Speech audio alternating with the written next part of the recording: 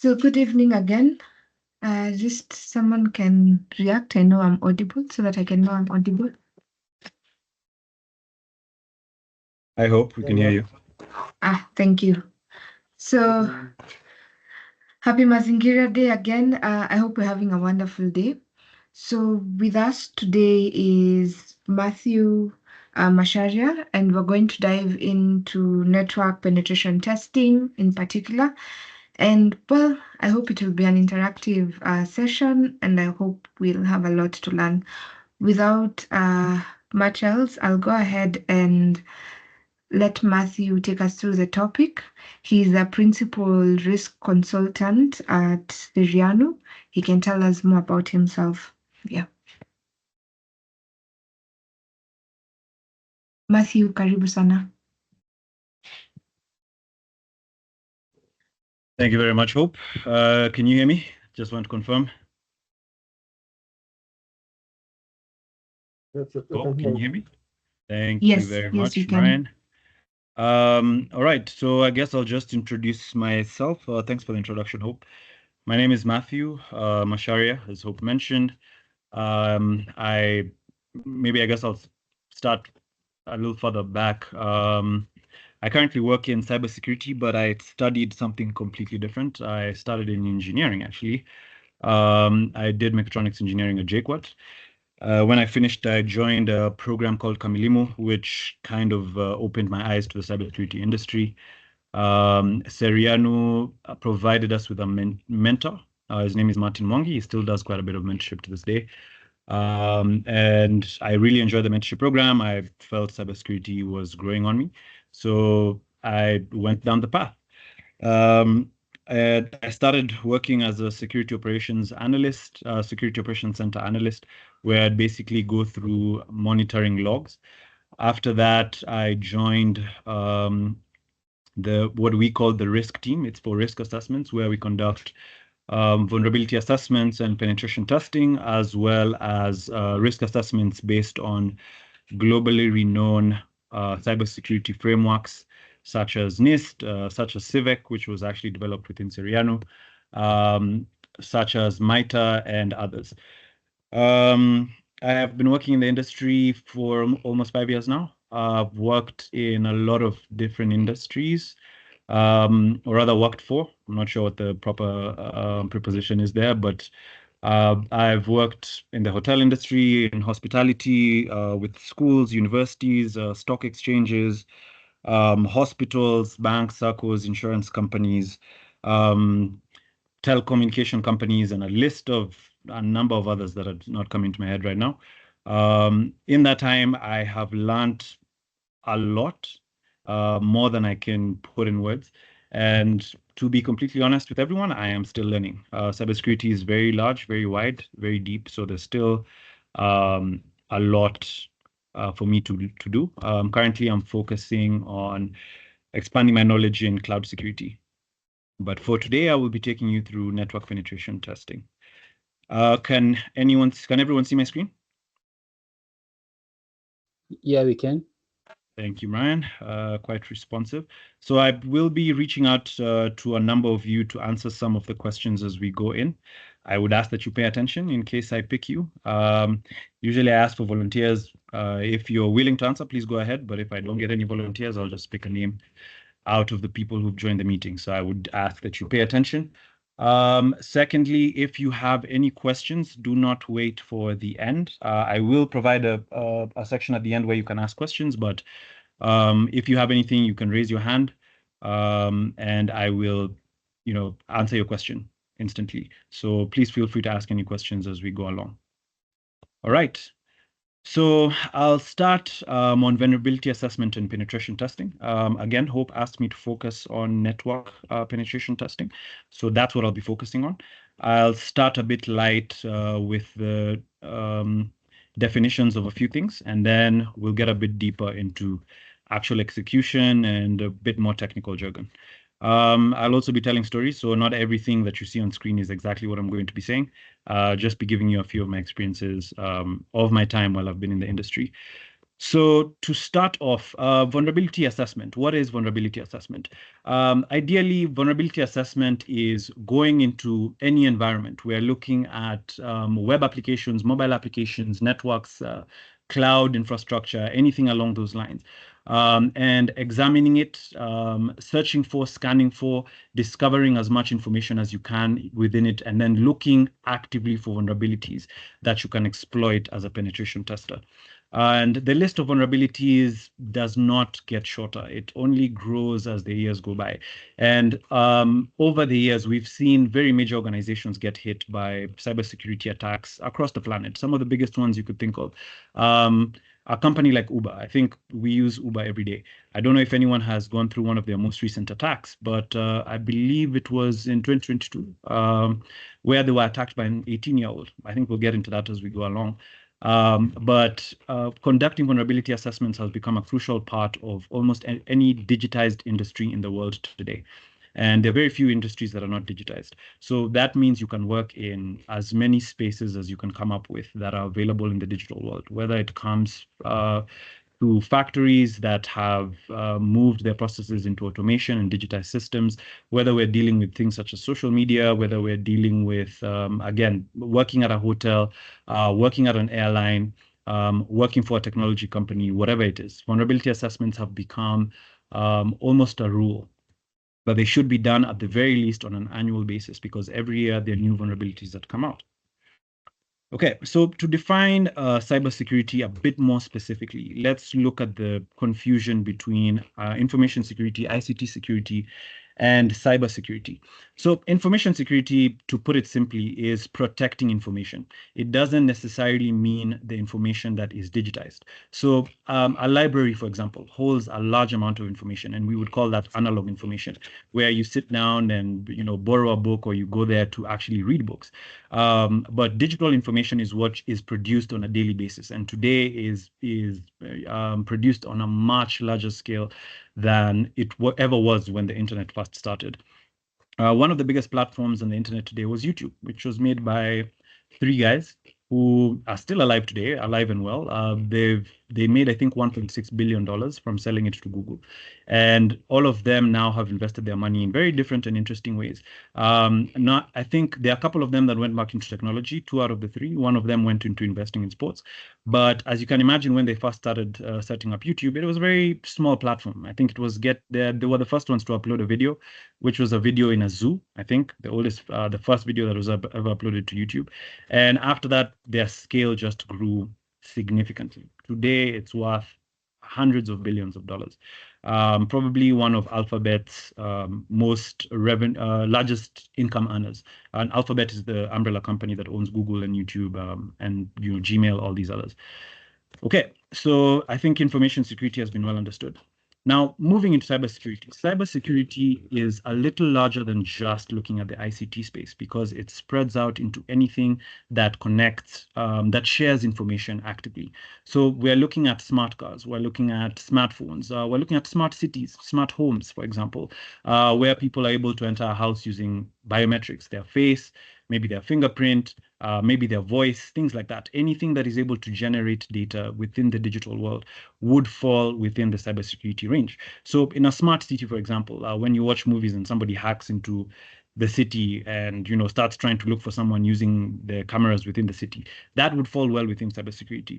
But for information security specifically, for ICT security specifically, we're looking at protecting the digital information.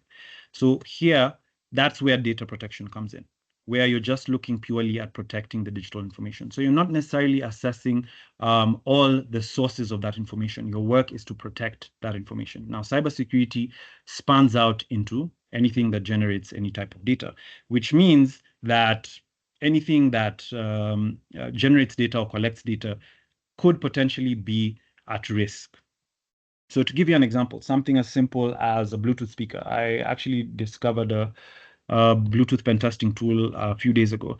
Something as simple as that could be hacked into. Ideally, it's more or less a DDoS attack that forces the Bluetooth device to disconnect from every other device that it's connected to. It could have very serious ramifications. On the other hand, it could just be used for fun. Maybe your neighbor is playing music that's too loud. It's something very simple. Again, I'm not teaching you guys to do anything nefarious or unethical, but I will just give you the information. So that's something as simple as a Bluetooth speaker, all the way to looking at things like cameras.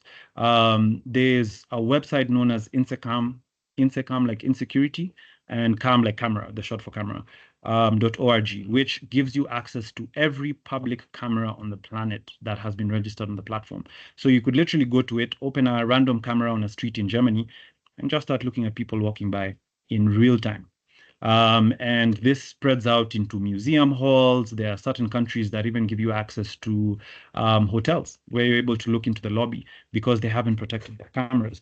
Now, that would fall squarely within the cybersecurity section. I'm not sure if I'll have time to walk you through these sites, but if I do, then I will. But we do have quite a bit of content to cover. So now, us at Seriano, as the penetration testers or the team of the penetration testers, have a framework that we often use for any types of cybersecurity attacks or any types of cybersecurity assessments, which is the MITRE framework. This is a shortened, simplified version of it for the sake of the presentation. If you go to the MITRE site itself, you will see that they break down each and every one of these sections to a much more specific what would I call it, methodology. So it gives you tools that you can use for these types of for following this process. It gives you attack vectors that you can use for following this process as well. So let's just walk through it so I can give you an idea of what that looks like, especially for network penetration testing, although it also does apply on a larger scale. It also applies for applications. It also applies for databases. It also applies for cloud. Okay, so the first stage would normally be initial access, where ideally here you're trying to access whatever it is that you want to assess. Now, this could span from anything. For this case, I'll focus on network. So looking at network infrastructure. So you're going maybe to a bank, any bank that you can think of in Kenya. And the initial access is ideally you either getting access to the Wi-Fi, whether it's the guest Wi-Fi or the corporate Wi-Fi, or getting access to a LAN cable, ideally being within the network itself. Now, once you've done that, the next stage is information gathering and recon or reconnaissance, where you try and learn as much about all of the assets that the organization has within it and what types of technologies they use. Do they use Windows operating systems, Linux operating systems? Do they have voice IP phones that they use to call each other within the company? Do they have cameras internally? Are there elevators connected? What else is available within the network that you can look at? Next, we move into scanning and enumeration. This is very straightforward. Here, you're ideally trying to break down all the assets and try to see what do they contain. So you're trying to understand, do they have any vulnerabilities within them? Do they use any outdated technologies? What types of ports do they use? What types of services do they offer? Things like that. So information gathering and reconnaissance and scanning and enumeration go hand in hand almost, because everything you discover, you try and learn as much about as you possibly can. And as we'll discover later in the presentation, sometimes discovering the smallest of things could lead to the largest of consequences. And I'll explain that as we go along. Now, the next stage is identifying the vulnerabilities. I think I've already mentioned that, so I won't spend too much time there. After that, maybe just to touch on it, there are a number of tools that we'll look at, but I don't want to focus on tools because there are so many that are available for vulnerability scanning that it's just best for you to pick one that works for you. I'll show you the one that I use a bit more often. And with it, you're able to identify very specific vulnerabilities as well as the CVEs associated with them. For those of you who might not understand what a Mathew? CVE is, yes, go ahead. Hello. Was there a question? Yeah, there's a question from Oh, Collins. please. Yes. Collins, okay, go ahead. Good evening, Matthew, Evening. and everyone else. Thank you, Hope, for that opportunity.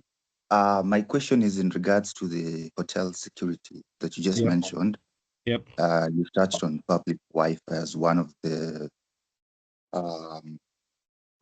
ways that you can use as a hacker, or rather, their systems are breached through.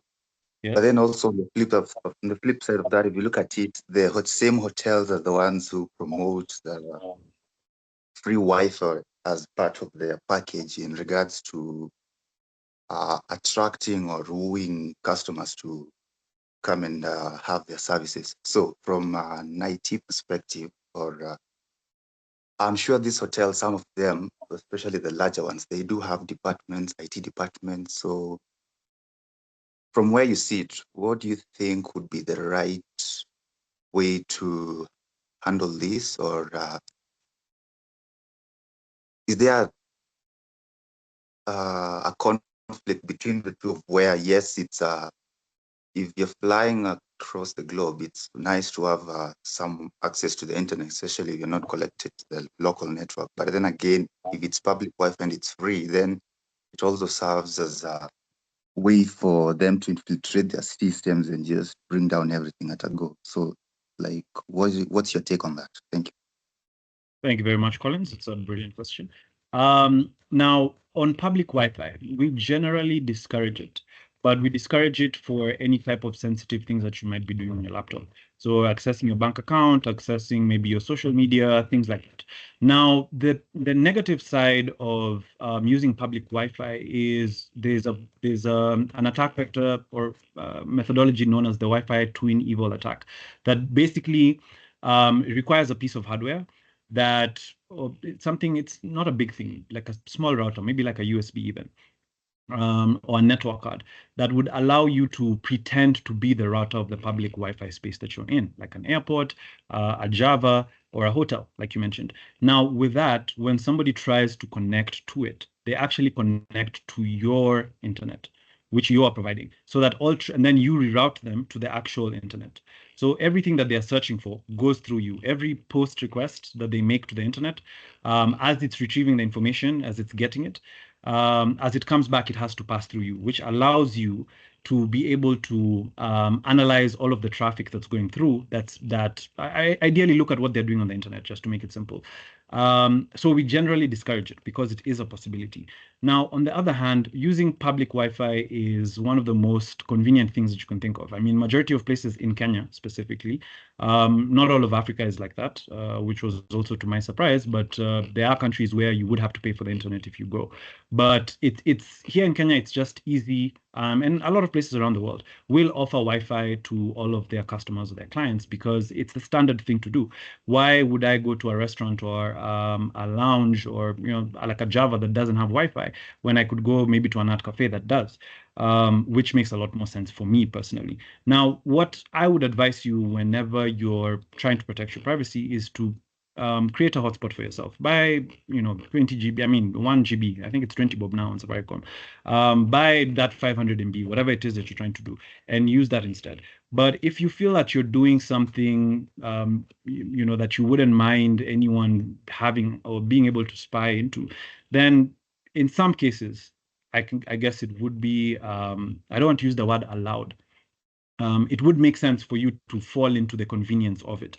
But generally, we highly discourage it. Now, if you have the skill set to be able to identify that something strange might be going on your machine, on your phone, or something like that, or somebody's spying on you, then in that case, it would be easy enough. You would be the attacker if you were able to join that public Wi-Fi. You would be the person that people should fear, which is the stance that I prefer. Because in my case, if I enter public Wi-Fi, I'm just going to do whatever I want.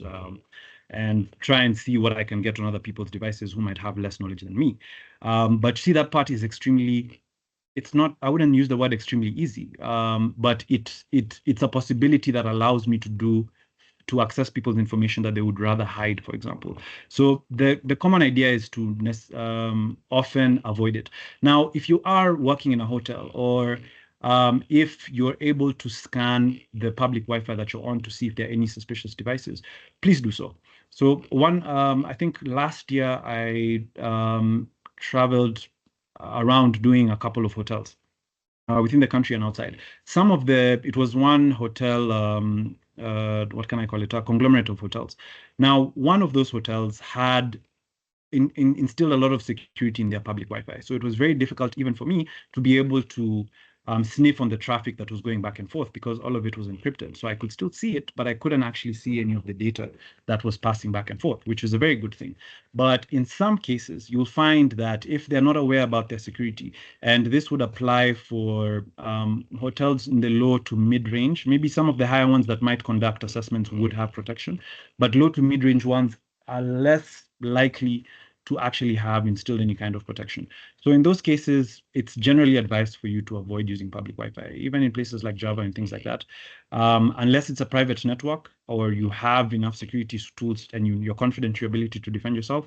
I would generally advise against it. Does that answer your question, Collins? Or is there something more specific? Yes, it does. Actually, you covered it from both ends in the user side and also the host part. So it does. Thank you. Okay, thank you very much, Collins. So I think some time is moving. I have quite a bit to go through. But again, if you have any questions, feel free to ask as you go along. So continuing from where I was, the attacking and exploitation stage is ideally where you attack or attempt an exploit on any vulnerability that you found. A lot of the time, you'll find some very interesting vulnerabilities, especially in organizations that don't look carefully at their cybersecurity. Some of them are so simple that you will actually just want to laugh as we go on. And again, I've prepared some of that content to show you. But some of them will require some intermediate to expert level skill for you to be able to exploit, which again, we will look at as we go along. The next stage is on defense evasion and lateral movement. Ideally, this is looking at avoiding being discovered when you're inside a network. So if they have a SIM tool, which is used for monitoring, a network access control tool, which would identify you as a rogue device and kick you out, any other kind of security solutions, an XDR, which is a detection and response tool that would allow the organization not just to identify you as an attacker, but also to respond and either restrict your internet access, isolate you in a VLAN that maybe let me use simpler language, put you in a place where you can't access everything that you want from the internet, or ideally just kick you out of the internet completely. So the second part is learning how to evade detection. And even if you are detected, learning how to evade being thrown out. And again, even if you're thrown out, learning how to be able to come back each time that you are.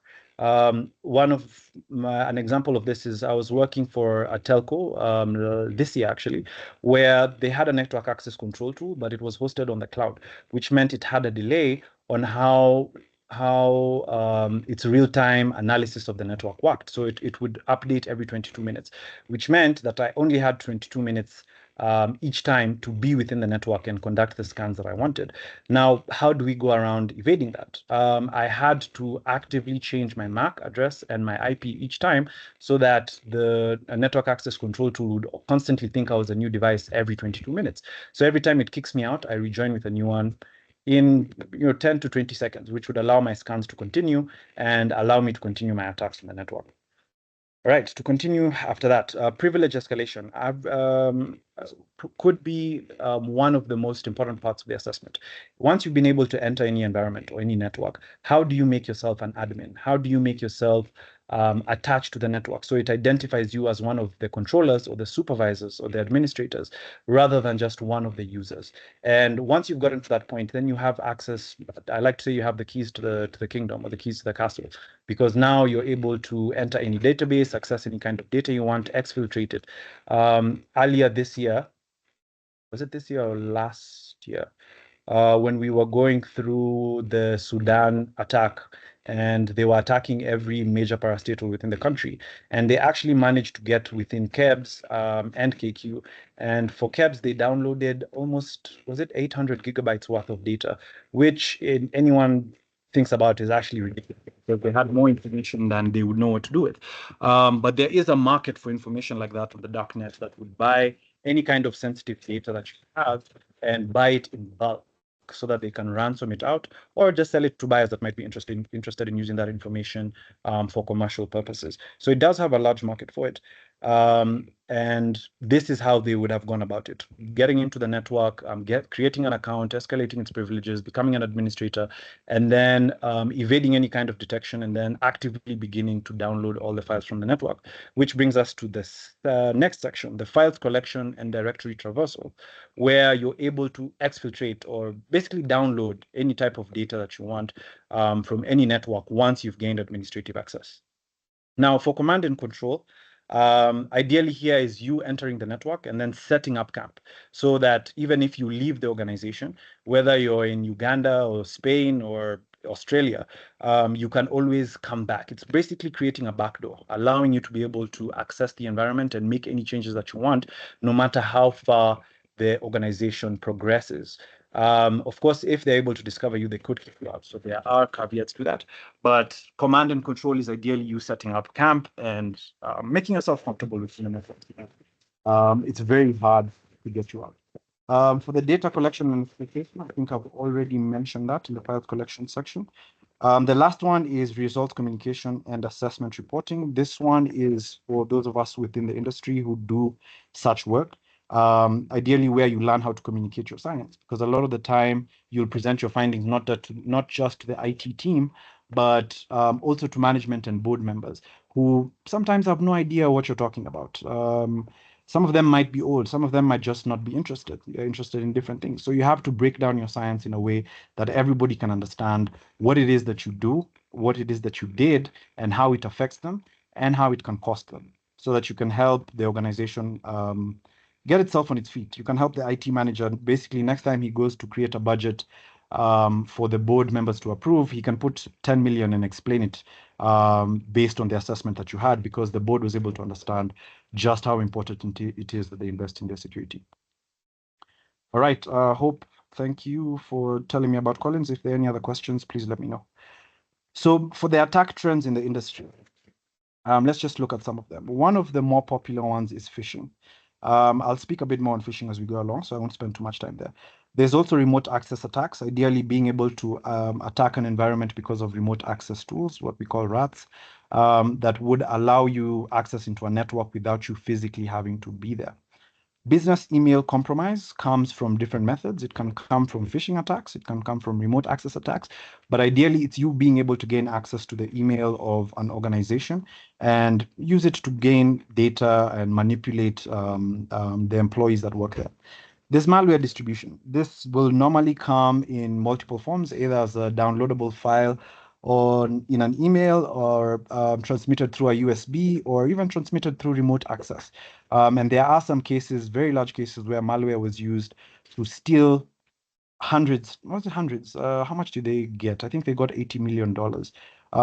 This is the Bangladesh Central Bank, where it's a very interesting case study. For those of you who have seen it, great for you. For those of you who haven't, ideally what happened is the attackers got into the bank, managed to navigate their way into sending themselves $80 million, or that's what they managed to keep. What they tried to send themselves was $1 billion. But because of complications in the process, what they managed to get away with was $80 million. To this day, they have never been found. Okay, we have denial of service attacks. For those of you in the IT space, I think this might be common. Just to give it a small explanation, it's ideally attacking, for example, a server.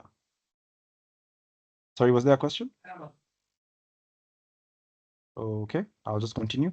For example, being able to bring a server down. So again, I'm not sure if it's this year or last year, but we did experience that with eCitizen, the eCitizen platform, where during the Sudan cyber attacks on Kenya, they managed to conduct denial of service attacks so that normal Kenyan citizens, or just Kenyan citizens, could not access eCitizen because the server was down.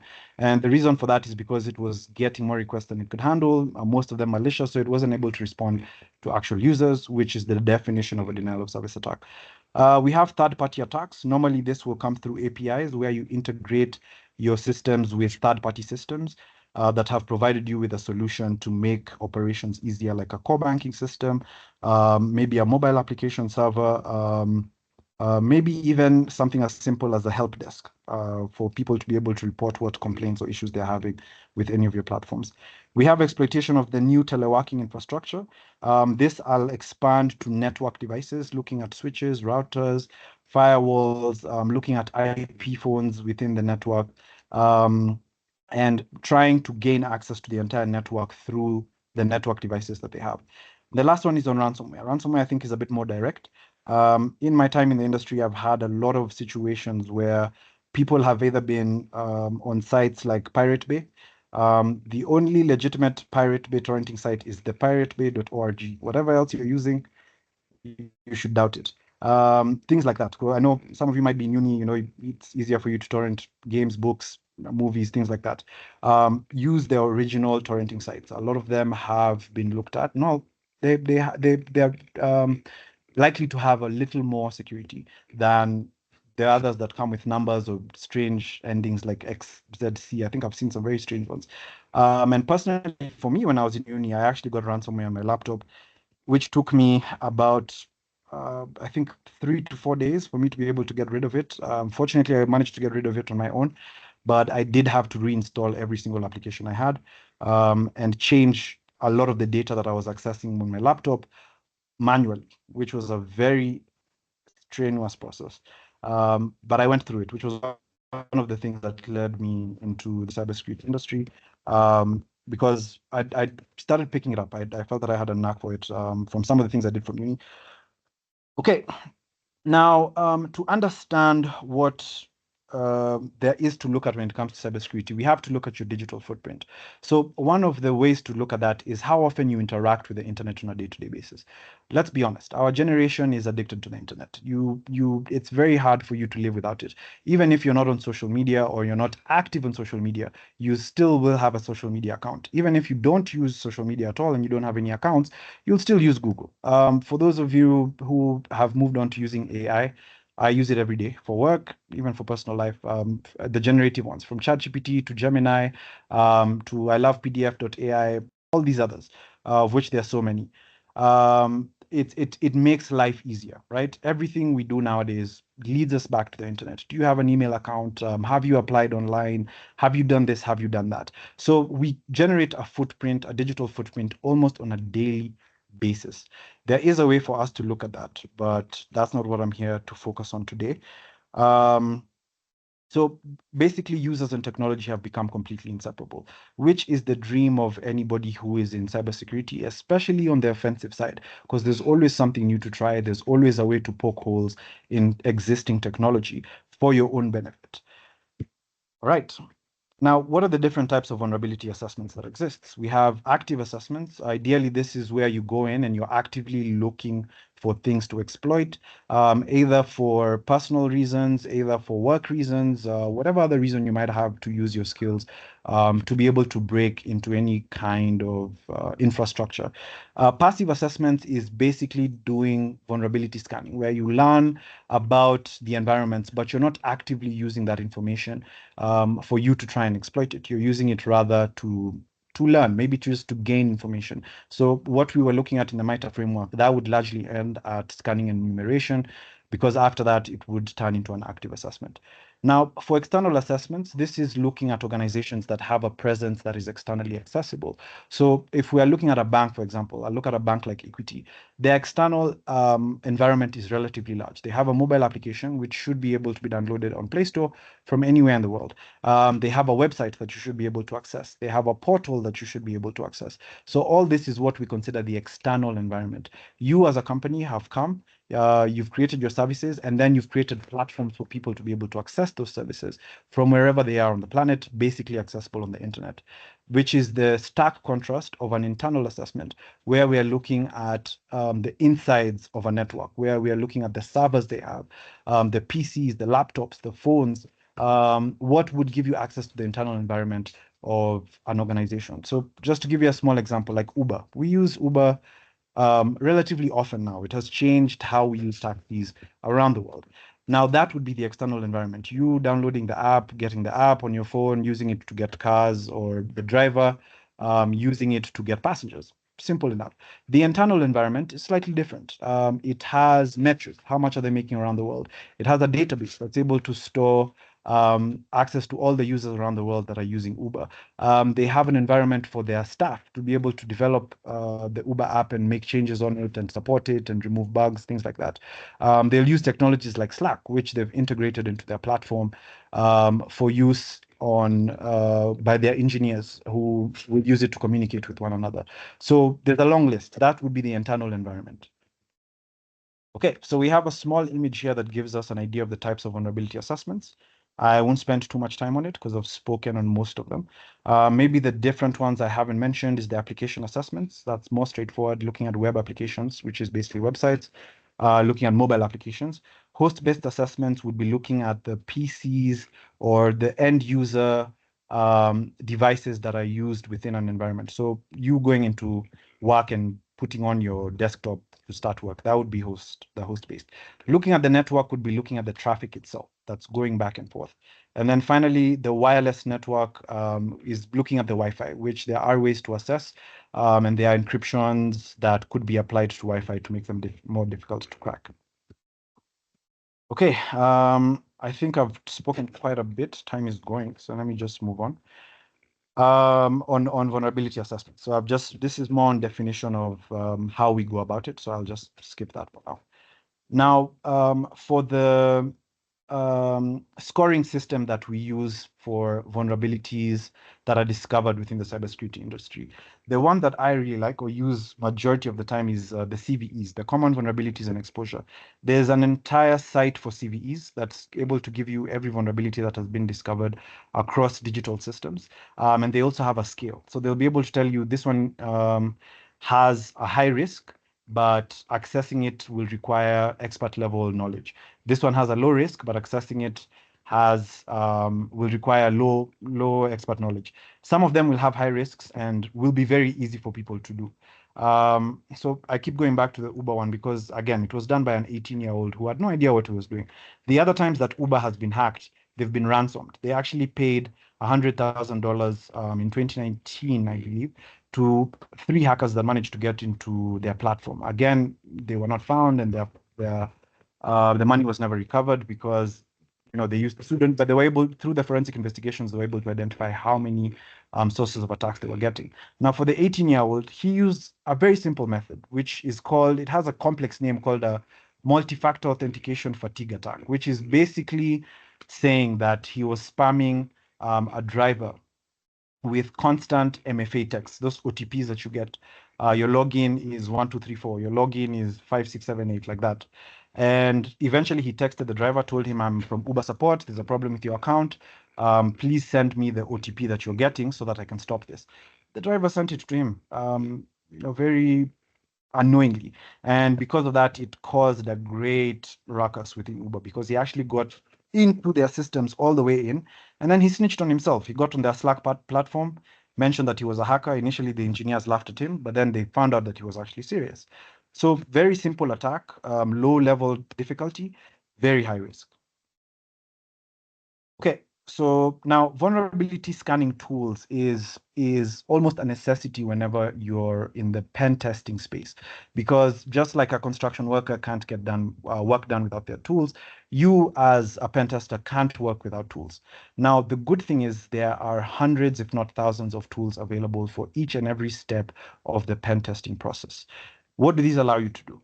They give you scripts that allow you to search for open ports, for running services, configuration errors, vulnerabilities, users, potential exploits, a whole list of things. One of my favorite tools for vulnerability scanning is Nexpose. It's free. I wouldn't say it's open source, but it is free for you to be able to access. You need a license. It's a bit of a process for you to get the account. But once you've been able to do it, then you can scan almost any URL across the planet, anything that's externally facing, and you can also scan any internal networks. It's also capable of giving you Excel files that detail very carefully every single vulnerability that it's found. I found it easily customizable and very verbose in terms of the information that it gives you, because it gives you more than you even need. So it's one of my favorite tools. I've also worked with Nessus. It has a long loading period, so you do need a relatively strong laptop to be able to run it, or a PC for those of you who build your own machines. The minimum specs I would say for you to get into any type of pen testing, you can do it with any laptop or your phone, fine, but you need impressive specs for you to be able to do it. So minimum, I'd say 16 GB RAM. If you have a hard disk, SSD, HDD, whatever, that one I guess is going to be based on you. And then the processing power, the higher the processing power on your PC, anything i7, i9, I think I've seen an i11 somewhere, would be better. So the higher the processing power you have, the faster you're able to conduct attacks and the more you're able to do. Okay, so when it comes to password cracking, once you've been able to gain a password, I think I have about 20 minutes left. I will walk you through the process of what that looks like into gaining passwords. It can be a bit difficult. Sometimes it can be very easy. There are a lot of different methods for you to be able to do that. But the forms of authentication that we have on the ground today are usually the first one, a username and password, which we use on our laptops. Either you have a username and a PIN or a password, whatever. Biometrics, your fingerprint, your face, your eye, your voice, again, whatever it is just related to you. And then you have the external authenticators, like a card that allows you in, an NFC tag, a bracelet. Bracelets normally use NFC tags or RFID tags, or even a phone, for example. And a lot of these have attack vectors that can be used. Now, the way into cracking passwords can be relatively difficult depending on the password. There are non-electronic attacks, which are the simplest ones, where you basically look over someone's shoulders, they're putting in their password, or you go through their trash, or you look at their desk or the back of their phone, or, they have maybe a special book, especially for our older generations. Like my grandfather, I think, has a book or used to have a book that he would use to write down his passwords because he could never remember them. Of course, I've trained him how to use a password wallet, which he now uses for a majority of his work. But it is one of the easiest ways to be able to get a password. It's just to do it physically. Not everyone is very cyber aware. So it's very easy actually to get knowledge from people without them knowing what you're doing. We have active online attacks. This one will require a bit more technical knowledge, things like brute forcing, dictionary attacks, hash injections. There's a long list of them. Then we have the passive online attacks like wire sniffing. For those of you who might have used Wireshark, when you enter an encrypted network, it feels almost too easy. It feels illegal. Because, yes, there's a question? Okay. Is that a question? I think it's an open mic or something. Yes, Ian. Yeah. Ian, go ahead. Ian, your hand was up. Is that a question?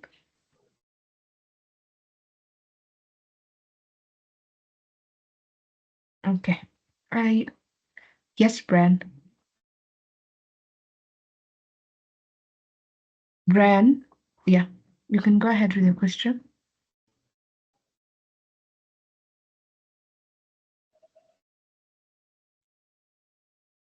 So your mic is unmuted. I don't know if it's just on my end that I can't hear him. Mathew, can you hear? Yeah. No, I can't hear either. Okay. So if you're having mic issues, you can just use the Q&A and then I can ask your question for you. Yeah, Mathew can go ahead. Thank you, Hope. So for the next password attacks. Evans, do you have a question? Okay, let me mute your mic. Thank you, Hope.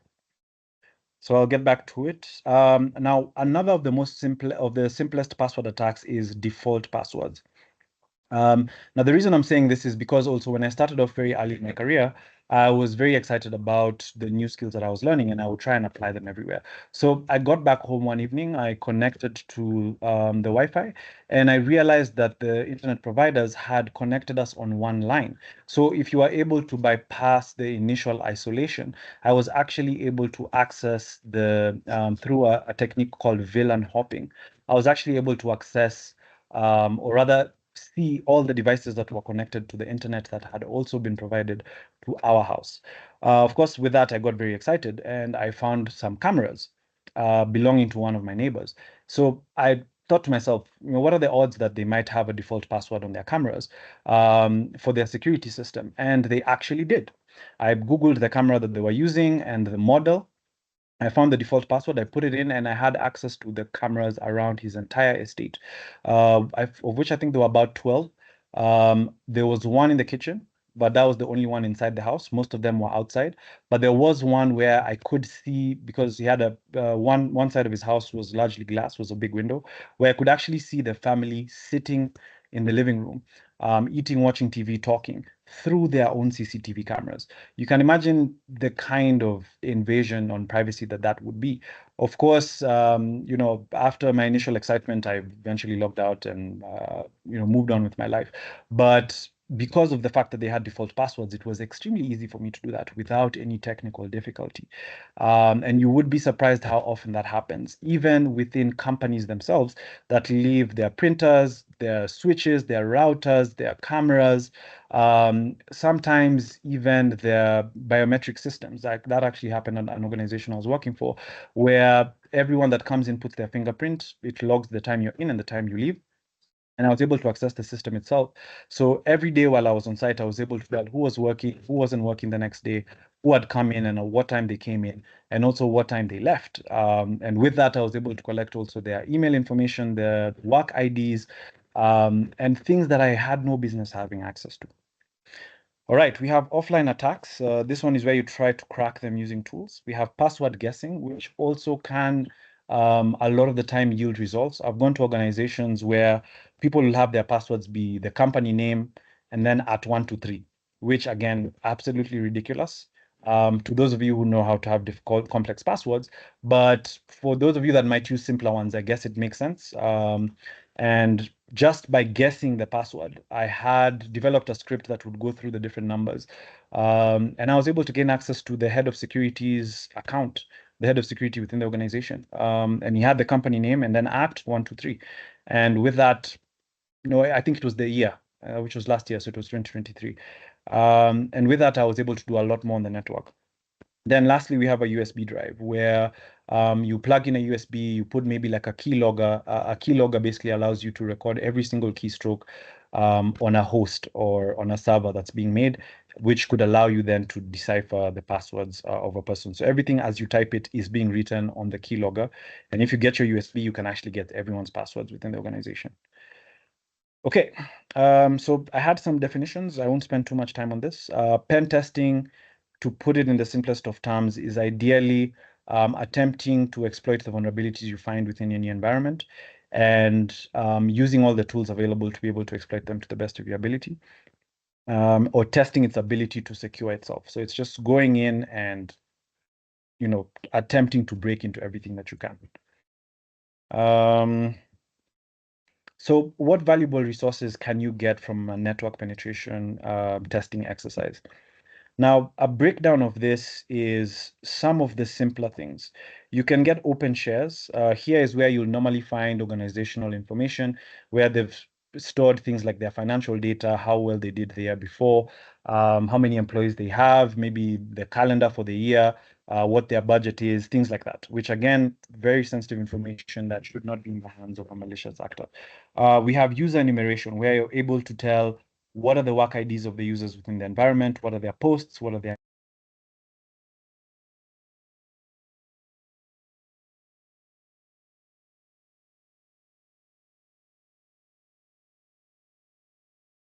Matthew, we lost you. Your mic is muted.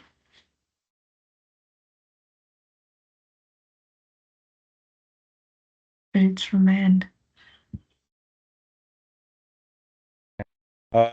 Sorry about that, Brenda. I think someone must have muted me because I did not mute myself.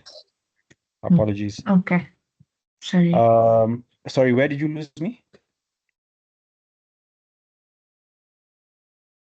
Oh, what's the last thing you heard?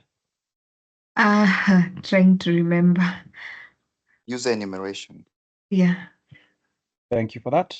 So I was talking about user enumeration, ideally where you're able to find out as much as you can on all of the staff members working within the organization. The screenshot to show you one of the ways that I did that at one project that I worked on. Then we have weak default or exposed credentials, ideally where you're able to collect passwords through different means, through collecting hashes, through man-in-the-middle attacks, through, in some cases, something as simple as asking someone.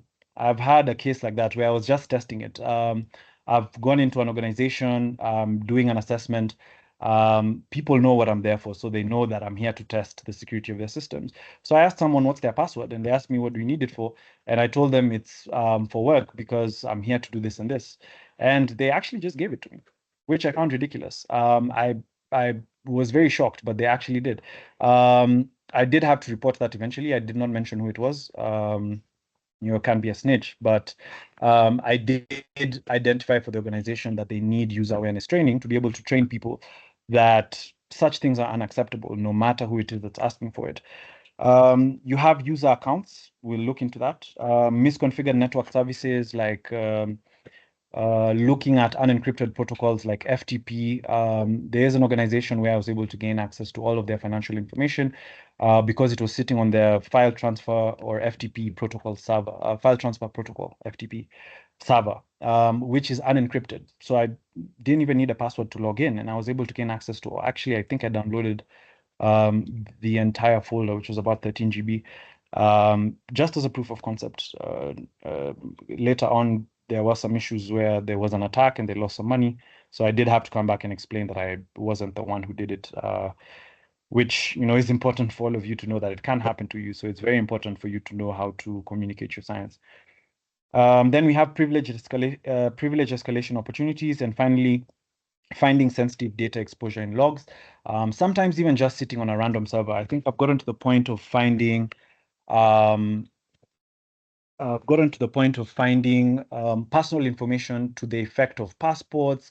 I think there was one place where I even found CV, not CVs, receipts that were showing how the company has been paying for the school fees of some of the directors' children, where I was able to learn some of the names of their children, the schools that they're going to, how much they're paying for the school fees.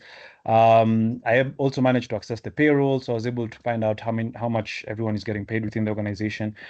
Just having sensitive data that nobody should know except the people who are authorized to access it. That was very interesting.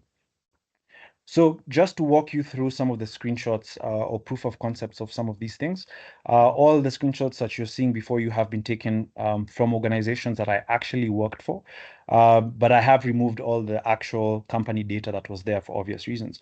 So in this case, this was a company that I had gone into. I didn't have any credentials, but I did eventually manage to create a user for myself using a vulnerability known as Petit Bottom. And I was able to access their file shares. So through this network documents, there were a couple of documents here that were pictures of receipts, pictures of field VPN forms, and the field VPN forms will come with all the access that the person has been granted. The only thing that they didn't give out was the passwords, for which I went into password guessing, and I was actually able to get an account into one of the users who had VPN access, which allowed me to remotely access the environment and basically work from home while I was still doing the assessment. So this was an open file share that will do that. This is user authentication through man-in-the-middle attacks. I was using a tool known as Impacket, which is a very powerful tool that would allow me to authenticate as an actual user. So the man-in-the-middle attack would ideally use all of the network traffic to try and identify a username and hashes or a password, and then try and forward the username and password or the hash itself of the password onto the platform as if it was the actual user themselves. And you can see here that I was actually able to authenticate successfully a number of times. Now, once I had done that, I was able to access the user's PC from the backend. So I was able to find out their configurations, what their username was, what their password was, what Wi-Fi they were connected to, what kind of access they had internally, which leads to a whole other line of vulnerabilities. Okay, so this is the tool that I was using for the man-in-the-middle attack. This tool is called Responder. Again, another very powerful tool for this. You'll see that it would give me the username. For this organization, they used IDs, their work IDs, rather than their actual names. And then it'll give me the hash, which is ideally the password of the user, but it's hashed.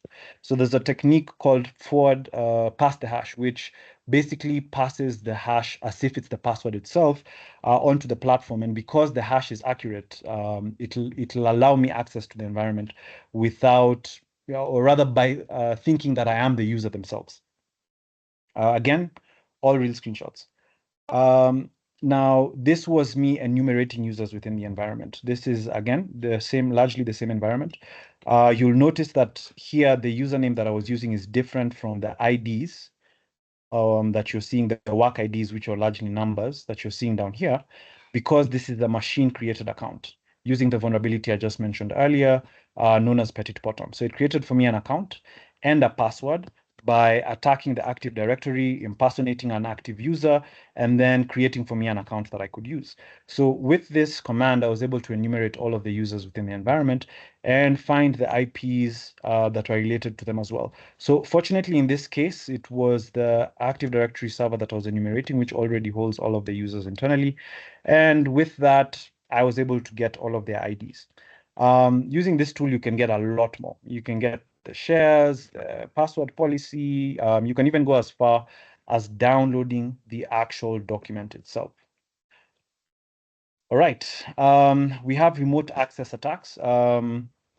Here, I managed to access somebody's actual PC using something called VNC, which allows IT users to be able to provide support for any organizations that they're working with, and for their users themselves whenever they make requests. So I logged into her PC. She had no idea who I was or what I was doing, but I was able to see literally everything she was doing. I got the username and password for the user, and with it, I was able to access their email account and start going through their actual emails themselves. All right.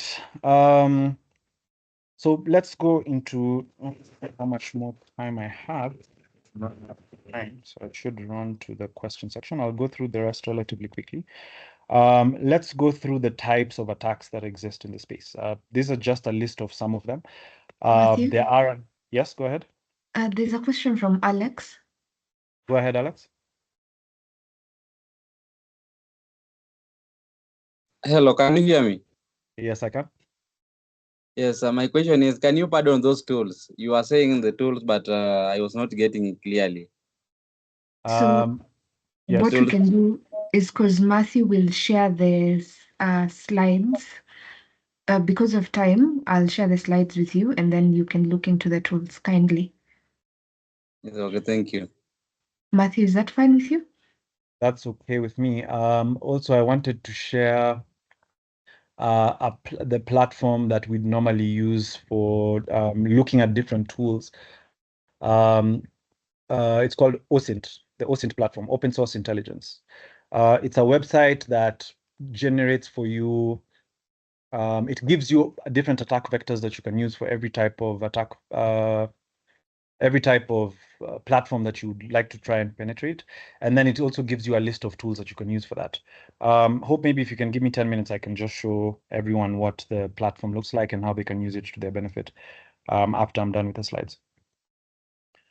Okay. Okay, that's fine. Thanks, Hope. So I think this is relatively straightforward, the different types of breaches that we have. We have email breaches through social engineering, phishing.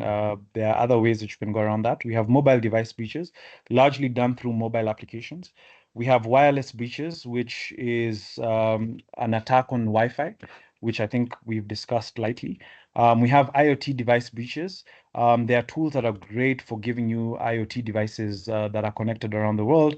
And some of them will even, there's one called Shodan, there's one called Zoomai, which again, I'll try and show you after I'm done, that will allow you to enumerate almost any devices around the world that can be externally accessed. I think in one extreme case, there was an example that was going around on Twitter of a Chinese man who was able to access, it was a remote control car. ideally, that they had retrofitted with access to the internet, and he was able to access it and start moving it around all the way in the States. Then we have computer breaches. This one is largely host-based, and we have software breaches. For the attack methodologies, there's a list of them. For social engineering, we have human-based, computer-based, and mobile-based. We'll look at that lightly. For email attacks, we have spoofing and phishing. Also look at that lightly. For malware attacks, there's a long list from ransomware, viruses, Trojan horses, worms, things like that. For password attacks, we have brute force attacks, password cracking. I think we went through the different methods of password cracking. And then for wireless attacks or Wi-Fi attacks, basically, we have the twin evil attacks, which I discussed with Collins, and the Wi-Fi password cracking, where there are tools online. There's a book called the Hackers Underground Handbook, which was actually one of the first books I read when I was joining cybersecurity, when I gained interest in it in university.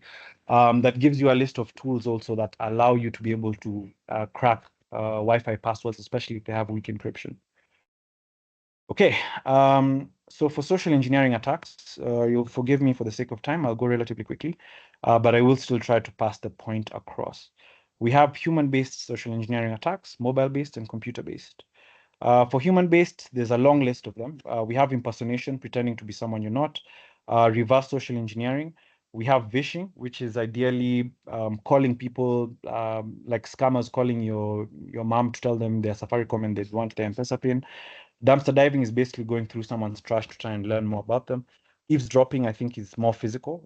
Actually, the last four are just listening in on conversations you shouldn't, shoulder surfing, watching over someone's shoulder to see their passwords, piggybacking, basically, waiting for someone to log into their account and leave a space. I think we see this a lot in movies where someone has, like a CEO has gone to the bathroom and then someone comes and sits on their computer and starts downloading things while it's still open.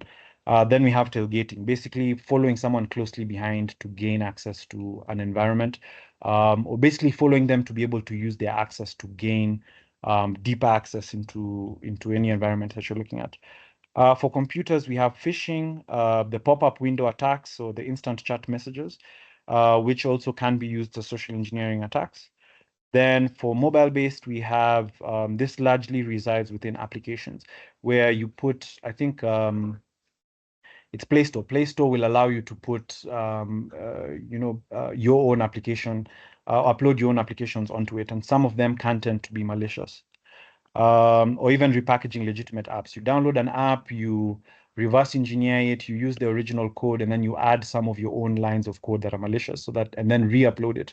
So that if someone downloads it thinking it's the official app, you're able to deploy malware or spy on the organization based on that. All right. For email spoofing, I think I'll give an idea on what this is. Ideally, it's being able to use somebody's account within the organization to send an email from a valid user to another valid user without actually gaining access to their email. It almost sounds like magic, honestly. So how can someone enter your network, use your email account to send an email to someone else without you knowing, but the recipient is actually going to receive the email? We've tested this a lot of times. There's a very good tool again for this. I think I keep mentioning tools, which was not the focus of this, because there are a lot of tools that can be used for all these different things. But again, you can't work without tools that will allow you to be able to send emails from one valid user to another. So back into the screenshots. This is an example of a social engineering email that we sent out to, again, an actual organization. And once they clicked on the link or the email portal here, we would send them to our Outlook page. Now, you'll notice that it looks very, very similar to the actual Outlook page. And cloning a web page is not hard at all. There are some that are difficult to clone, largely the more popular social media sites, because the last time I tried, I wasn't able to clone Facebook or Instagram, at least not without some effort. But in this case, you'll notice up here that the URL that we were using is not the actual URL itself for Outlook. Now, we trust that majority of people who are using the platform would normally not bother to look at the URL at the top because the page looks exactly the same. Now, what they didn't know is we were collecting all of their data on the back end. So for anyone who joined our fake website and gave us their password, sorry, I'm not sure why it's just zooming in. There we go. Okay. We would then go ahead and collect their data in the back end. So we would collect their username, down here, and then we would collect their password as well. And everybody who logged into the site, we collected. So with this tool, which is used GoFish, we'd be able to enumerate how many people have given us their credentials and then try and use them to gain access to their email accounts, because those are the credentials they were using to try and access their own email accounts. Now, this is an example of email spoofing, where I said this is the tool I was talking about. It's called Swax, that would allow you to use an actual internal email account, or it's this one, to send an email to an actual internal user. And after I've conducted the test, I would normally go back and ask the person who's the recipient to send me the email that they got, just as a proof of concept to show that they are vulnerable to it. Because my work is not to go there and actually cause havoc and bring down the company. It's just to go there and show that it's possible for you to get hacked, and this is how you can protect yourself going forward. So I would normally send this email within to say that this is a test mail, just so they know that this is for testing purposes. But again, wasn't that difficult to do that. A lot of the common targets will be people that actively interact with some of the most common valuable resources. So the core banking system, the help desk, or the databases. So you'll get technical support staff or users and clients that are getting phishing emails on a regular basis, and a lot of times even receptionists. And the reason they do this is because they want to exploit certain human emotions. The first one is fear, where you get an email telling you, if you don't click on this link, we've already hacked you, and we'll share what you've been doing. We'll share your internet browser history with the world, you know. Another one is greed, where they'll offer you an opportunity. I think one of the most recent ones I saw with one of my friends who reached out to me because their Instagram account was hacked, is they got an offer from a company that wanted to give them shoes from China, because they have a business where they sell clothing and shoes and things like that, at a much more discounted price than the vendor that they were working with. And because of that, they clicked on the link. You know, the Instagram account got hacked. The hacker put two-factor authentication. It was a whole headache. Another one is trust. This one will normally go to people who trust anything that they see. Someone has called you, someone has sent you an email, and you're just believing that it's real. Ignorance is for those who don't know much about cybersecurity. And the last one is moral obligation, where you're reaching out to someone to tell them, you know, why don't you donate this amount to this charity or something like that, and you send them a link to the charity where they log in, you know, click on the link, you put some kind of keylogger or malware on their PC that collects data, you get their credentials as they're logging into their bank account or something like that to try and donate, and then you use the account for your own purposes. Okay, so I had a case study, which I had wanted us to wrap up with. I think we're at the end. The last thing that I had wanted was to just go through some of the cyber attacks, but that have been going on specifically in Africa. I think I've spoken a lot about Uber, but even here at home, we've had companies that have been attacked, and I've had some of them have even had to come out and mention that they were attacked. So for the case study, ideally, what I wanted you to do was tell me, based on the conversations that we've had, I focused largely on offensive security, but I also want to see where your minds are when it comes to defensive security. What are the best ways that you would go about preventing the case study attack that we're looking at now? So I'll just read it out. This is an organization that we're looking at where an attacker used a remote tool, in this case, TeamViewer, to gain remote access to an internal user workstation using the machine X. Then the remote tool application was transferred to that machine using a USB device that contained the setup file. The machine X, which was a PC, contained a client that was used to access the core banking system. Now, the attackers compromised the core banking system and subscribed a new user called John Doe using a certain phone number, using an account Moses, which is probably the account that was related to Machine X. Now, one user, an internal actual user who worked for the organization, who we'll call Mtumbaya in this case, facilitated the setup of the remote tool application machine and monitored as the fraudulent activities were taking place. So the attacker used credentials for 3 users, which is Moses, Hezekiah, and Meshach, to 1, subscribe a fake mobile number to an existing account, to apply for an emergency loan of $500,000 using the account that they created, which was John Doe, and then to authorize the withdrawal of the amount, which was 150,000 Kenyan shillings. So my question to everyone here, I'd like to hear just different answers. How would you have gone about preventing this attack scenario? I hope you let me know if anyone raises their hand, but if you have something to say, you can just go ahead. We have Anne, then Nasaga, then Collins. Anne, go ahead.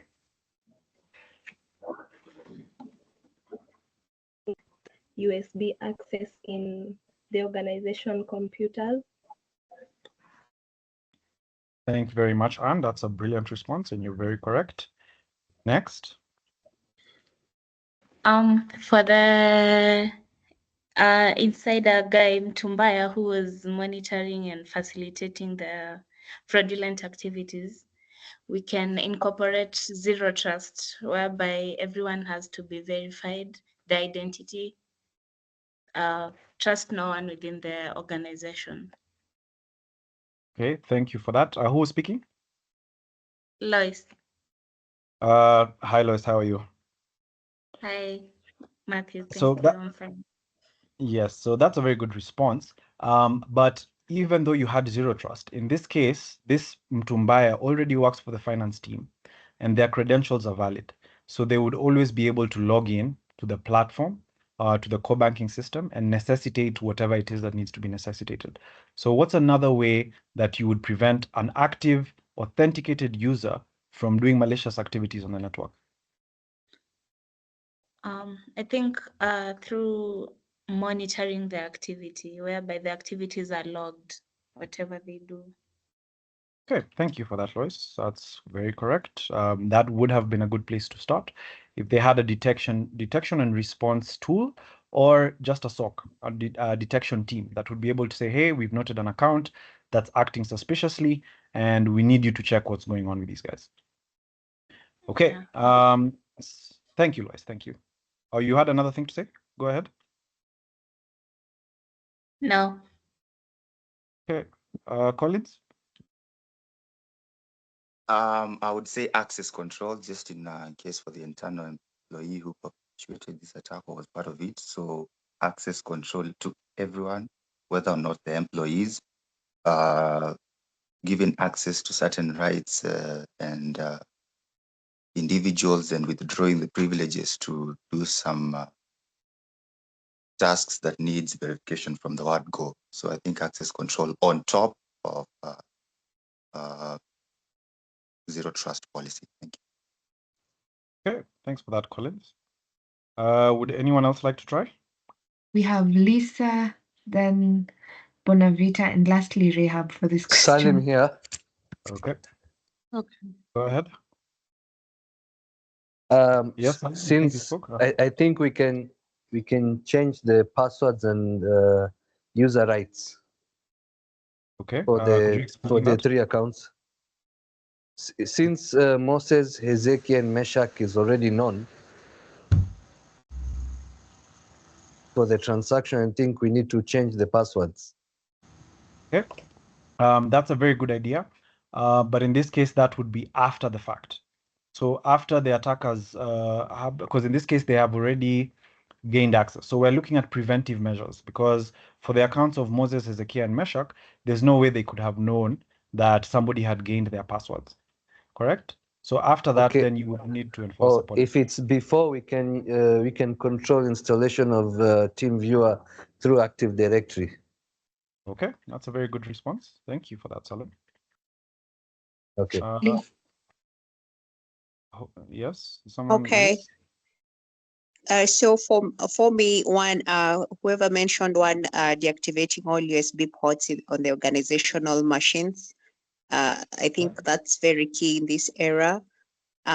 Two, access control, in that users are not able to download any programs and stuff onto their machines, that it's not allowed, except the basic work utilities that have already been pre-installed by IT, which should have, let's say, so the utilities that are there, in case one raised for access rights, they must go through a line manager approval, so that even the line manager would ask, why am I approving for this tool? Because you can say IT should assist install, but even the fraudulent person will be IT. So we'll put it like the user, like a sort of workplace, like two-factor personal authentication. Let's say the person and their line manager, or the one who is in charge of them. Then I would also put in case of, let's say, for example, for this core banking system, there are those personal keys that people create. There's the two-factor authentication that is enabled by, let's say, a tool, let's say like there are these two-factor like ForgeRock and stuff like that. Apart from that, there's those user set two-factor authentication. So even if someone else got access into this, they'll still have to put another two-factor authentication, like it's a standard security key. Yeah. All right, thank you for that, Liz. That was a very good response. I was waiting for someone to bring up 2FA as well. So that was a very good response. I think there was one other person, the last person that you had Okay, mentioned. on my side. Yes, go ahead. On my side, I think I can approach it by closing the remote access services ports so that the unauthorized users cannot access the ports without the valid credentials. Thank you very much. Who was speaking? It is Alex Okabo. Thank you, Alex. Again, I was also waiting for that one as well. Thank you. You're very Hello, correct. Mathew. Yes. Maybe to add on, Yeah, go ahead. Two major points have been raised. One is controlling the USB installation, and second one is to controlling the remote control, the remote tools only to be installed by ICT team and not the finance team in this case. I think maybe we can, I can add the point where the cybersecurity officer in that organization should also have a capability of the monitoring tool that will be monitoring the machines that are currently with an active remote tool, such as a TeamViewer or AnyDesk. Okay. Thank you very much for that. Who was speaking? This is Benjamin. Thank you, Benjamin. I think Mathew, Lloyd had touched on that. Yes. Mathew, before you move to the next person, whatever Benjamin was saying, yes. So you see, what most organizations do not put in place. Yes. It's okay. There's always all type of risks that can be involved, and we're saying even the frauds can be in finance, it can be in IT. Does not mean because someone are in IT, they are good people. So I think this kind of policy where also in terms of an actual breach happens and there's a loss, you see where there's a maker checker. That maker checker mechanism, it also assists also in accountability, because most of this fraud, as you've seen, most of them, there's been lack of that accountability. Yes, there's been loss and stuff like that. Someone has been prosecuted, but there's no recovery of some sort. So that maker checker also is really important, so that in case even that breach happened and enabled by people, you're actually able to follow up with some people and ask, why was this system installed in this person, and what's in case IT is raising a request for a user, so someone else would ask, why are you raising this system for this person? So there's this thing where only minimal access, like you only access systems that you need.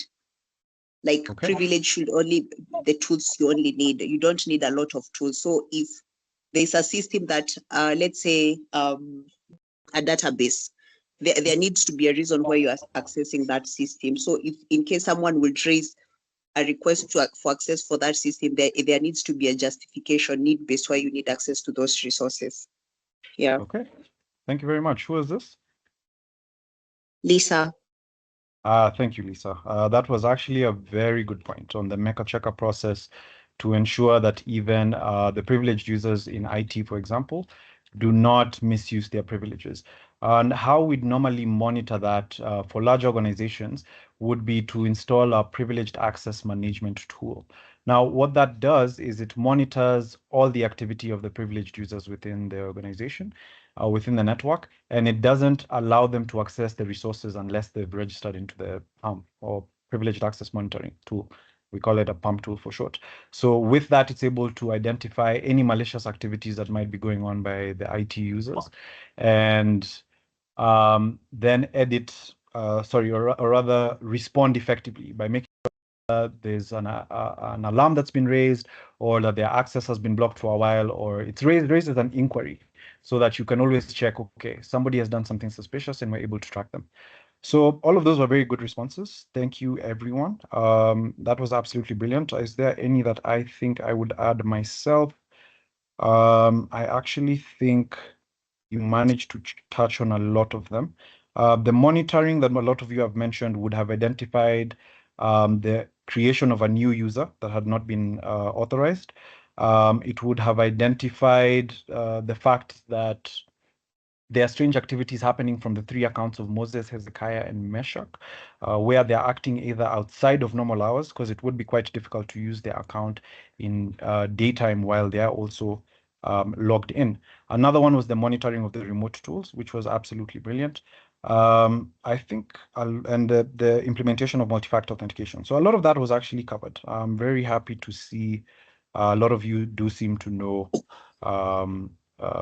a lot about cybersecurity, or at least in this case or in this instance. Okay, so this was just me highlighting some of the infrastructure that had been used in the organization. The mobile banking system, the core banking system, the firewall, the user workstations, and the CCTV footage. Now, in the scenario above was... Yes, was there a question? Okay.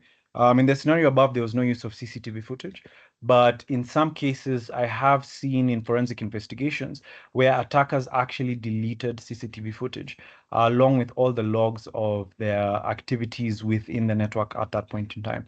It was a very frustrating process trying to reconstruct the data that had been deleted for the logs. But eventually we were able to reconstruct some of it, not all of it, and gain some idea into how the attack had happened. But sometimes it can be quite difficult to reconstruct that. And in this case, they had, because the CCTVs would also record sound and things like that, there was a suspicion of an internal user coming in late at night to access the environment, which aided in the attack. And in their account actually was used to create a different account for which they pleaded ignorance, that they didn't know that that had happened. Fell out into a whole case, but in some cases we do see that happen. All right, I think my time is done. So I'll just end it by mentioning that there are very major attacks that happen across the world on a daily basis. One of the ones that fascinated me was this one for the KRA employees in the bank hacking scandal that happened. Was it 3 or 4 years ago? I think I'm losing track of time. They were captured. The DCI did manage to find that the hackers were in a building. They were staying in a building that was adjacent to the bank that they were attempting to attack. And they actually had an internal user in cahoots with them to help them navigate the systems. But we see this happen a lot on a daily basis. Some organizations will not reveal it to the public. I think organizations like Safaricom, of course, because of the large volumes of money that they turn over on a daily basis, get attacked so often that they even developed their own security operation center. They developed their own security team that just to be able to monitor their own events, because it wouldn't make sense for them to rely on an external party. In their case, with their resources for an internal problem. So this does happen quite often. If you keep your ears to the ground, this year alone, we've had quite a couple of them. I think one of the more recent, more popular ones was the CrowdStrike kerfuffle or debacle that happened around the world, where they made an update, or one of their new employees made an update to the CrowdStrike platform, which is used by a lot of different organizations around the world, that caused delays in, or rather downtime in airports, in hotels, in major organizations, and actually, led to loss of time, where planes weren't flying for a number of hours around the world, and it brought around a large loss for CrowdStrike, both financially and also in terms of their reputation. Similar to what happened to SolarWinds, where they were attacked. A lot of the information for the users that they protect around the globe was accessed by Russians.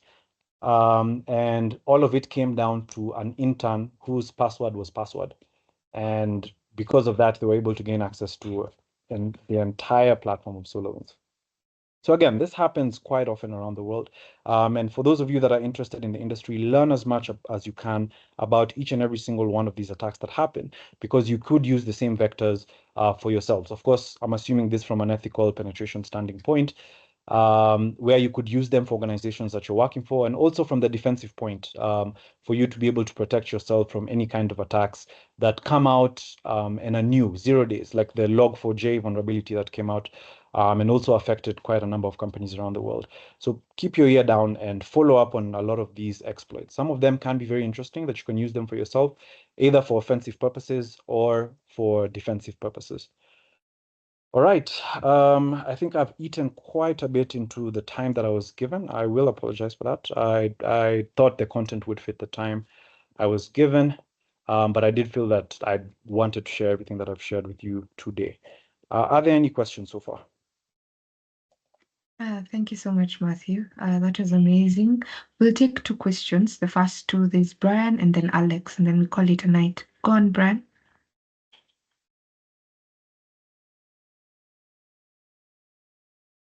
Brian, your hand was up? Yeah. I wanted to ask the lecturer, which book did he say he was reading? The first book he was reading? It's called The Underground Hacker's Handbook. Okay, thank you. Yes. The fiction one or fiction? There are like 2 versions. It's not fiction. It's like a guide on how to penetrate systems, on how to hack into systems that are used in the world today.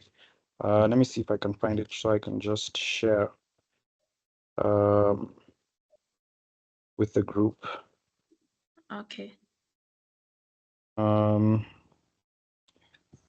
Thanks for that. Are there any other questions? Alex?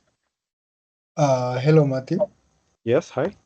Hi. For me, I just wanted to appreciate for the session. It has been more informative, more than I expected. I just want to ask, when are we having the next session so that I can attend? I think I'll leave that to Hope. Okay, thank you. Okay, so we hold the mentorship sessions every Thursday. I'm not sure if there are people who are not Cyber Shuja participants, but if they are, the sessions are always there every Thursday of the week with different speakers. Yeah, and it's open for everyone to join. Okay. Okay, thank you. Hosea, welcome. Hosea?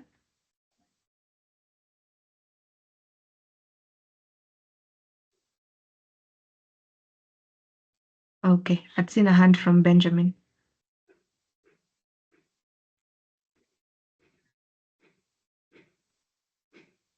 Okay, then I'll assume. Jose, are you speaking?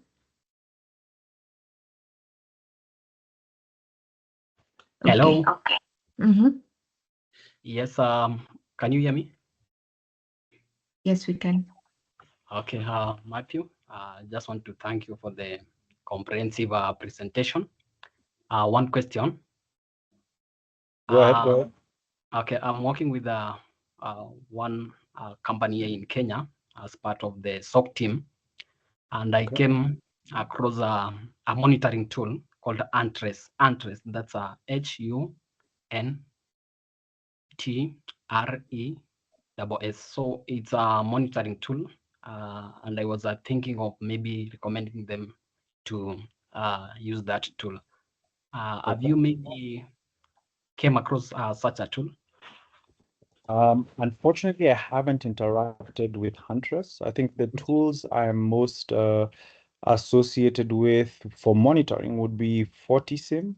There's one called Rocket Cyber as well. Rocket Cyber is a cloud monitoring tool, which offers you a bit more ease from having the on-premise monitoring tools. There's a couple of others that are escaping me right now, but unfortunately, I haven't interacted with Huntress. I think what you need to look for is one, the type of data that it provides you, customizability just to make sure that you can put in your own threat scenarios for monitoring. So you can tell it to look at things that it might not be pre-configured to look at. Like, users creating new accounts, malware updates, like maybe a new antivirus notification has been discovered. It should be able to collect that. A user being deleted, escalated privileges, things like that. So if it's customizable and you're able to access that data easily, it's able to give you real-time notifications, and it can be accessed by your team in times of need, in times of emergency. So if something happens and the person maybe responsible for monitoring is not on site, that they should be able to access the platform to do what they need to do. Make sure that it fits your organization's needs, and then I think you would be able to propose it with a strong background of why you're proposing it to the relevant team members. Okay, thank you, Mathew. Thank you. Thank you, Okay, Jose. so we've come to the end of our session. I'll give it back to Mathew for last remarks, and then I'll close the session. Thank you, Hope. So I just wanted to show out the OSINT framework. It's very useful when it comes to doing external assessments. It goes as far as to giving you the tools that you can use for some of the things that you're looking for. If you're looking for email addresses, if you're looking for public records, this will apply for countries that make them public. For different search engines, trying to access the dark web, etc., etc. It has a long list of different things that you can access it for. Now, when it comes to some of the other tools, I think following the path of Hosea would work. Go in and look at some of the more popular tools that have been used. So I could spend another 30 minutes walking you through tools for each process, for scanning, vulnerabilities, penetration testing. It is a relatively long list. I'd say if you have Kali for the pen testing ones, download the tools, experiment with them, whether at home or in a safe environment, and see how they work for you. I'm still, picking up tools to this day that offer me different things than some of the tools that I was using. So I may not be able to list every single one, but do your research on them. You will often find that a lot of the tools that you're able to access will offer you some kind of advantage that others may not. The last one was on the question on the Underground's handbook. I can look for it from my email, but seeing as I'm sharing my screen, I don't want to access that now. Maybe I can share it with Hope later. But this is what it looks like. So this is the one. I think someone mentioned that there was a fiction one. I didn't even know that. But this is what the book looks like on the outside, the Hackers Underground Handbook. So whatever it is that you're looking for it, you should be able to find it. But again, on request, I can share it with Hope to share with the group as well. Other than that, thank you everyone for your time today. I hope I have edified you, educated you on matters of cybersecurity and pen testing. I focused on networks today, but I hope you learned something new. Stay curious, keep on researching. And for those of you who are starting out, there's always going to be a lot to learn. For those of you who might be professionals and have worked in the industry for some time, again, there's always more to learn, and there's always room for growth. So keep working on your craft to make yourselves better than you are today. That's all from me, Hope. Thank you for the opportunity. I'll give it back to you. Okay, thank you so much, Mathew. Thank you for the extensive,